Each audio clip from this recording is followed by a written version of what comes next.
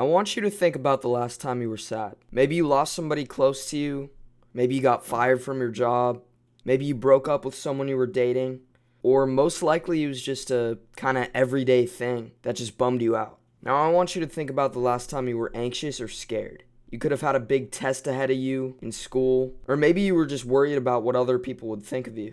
You might have already realized that anytime you were ever sad or disappointed, what it really is just a feeling of pain because of something that happened in the past. You might have also already realized that anytime you were anxious or scared, it's just a feeling of panic about what might happen in the future. You could also have a situation where you're both sad and anxious. For example, maybe you lose your job. In this situation, you're sad about losing your job, but you're also worried about what might be in store in the future. Because one, you'll have to find a new job, and two, you'll have to keep your head above the water in the meantime while you're looking for that job. And there is a chance that it could turn out perfectly okay and you could find a new job in no time, or it could turn out bad and you could lose everything. The main point of this video is to point out the power of the present moment. What I've come to realize is the solution to all sadness, fear, anxiety, disappointment, and worries is just simply being in the present moment. The more you can be present, the more happy and content you'll be. So what does being in the present moment really even mean? To me, it means that you're fully aware of everything that's happening in front of you and around you. You're not thinking about what you might have done or said an hour ago, a day ago, a week ago, or even years ago. You aren't thinking about what you're going to do after this, and then after that, what you're going to do next in your career, what's the next step. When you're in front of somebody, talking to somebody, you're looking at them and listening to exactly what they're going to say. I don't care how goal-oriented you are or how much you value your goals, because it's extremely important to value your goals. I have my goals everywhere. I have my goals on my whiteboard. I have my goals on sticky notes on my mirror in the bathroom. I think about goals all the time. But what's extremely important is that you stay in the present moment regardless. You can be pursuing your goals, but when it's time for dinner, to go eat dinner with your family, or when it's time to go hang out with maybe your significant other or the boys, you're paying attention to exactly what they say. And you're fully aware and fully accepting of everything that's going on in the present moment, whether it's good or bad, because you're simply accepting each detail as part of the experience. And what I mean by being fully accepting of everything in the present moment doesn't mean for you to be a pushover.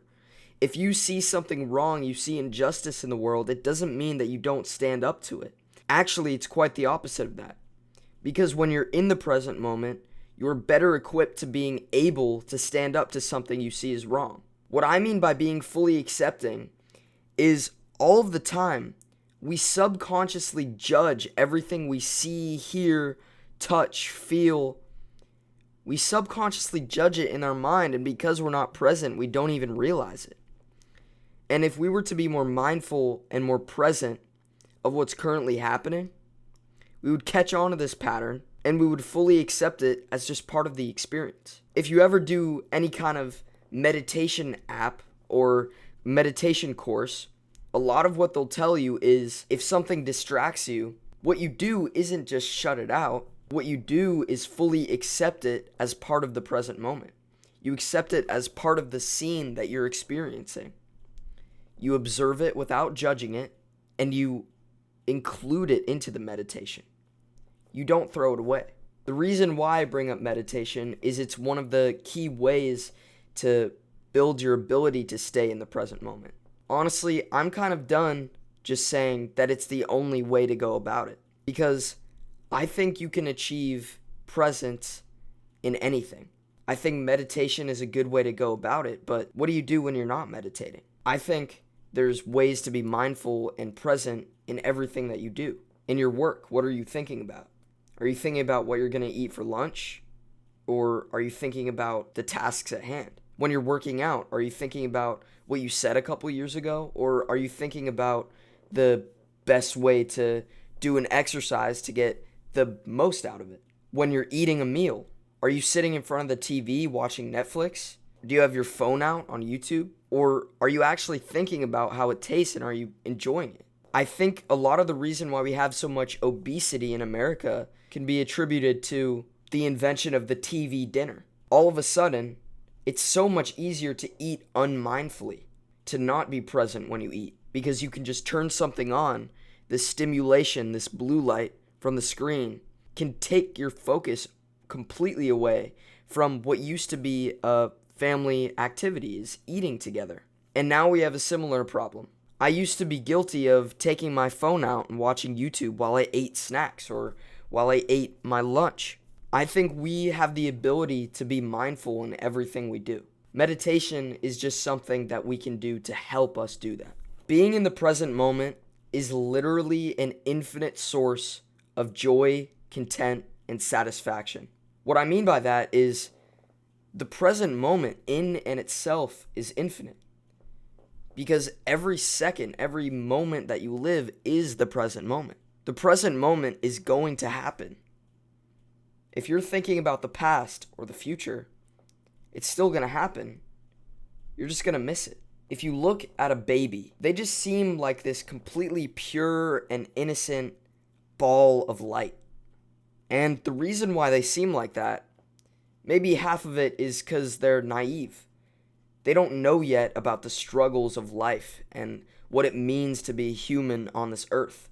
But I would say that the other half, or more than half of it, is just out of the fact that they don't live with a memory or concerns about the future.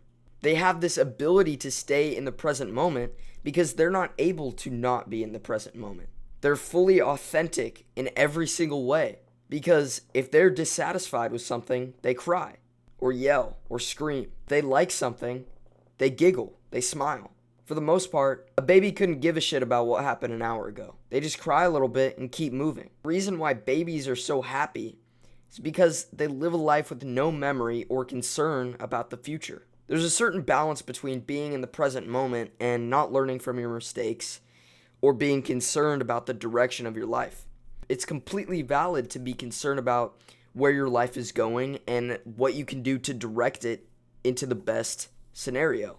Learning from your mistakes and being goal-oriented is extremely important. But when you're not doing that, it's okay to be in the present, and it's extremely powerful. And on that note, I hope you guys have a great day.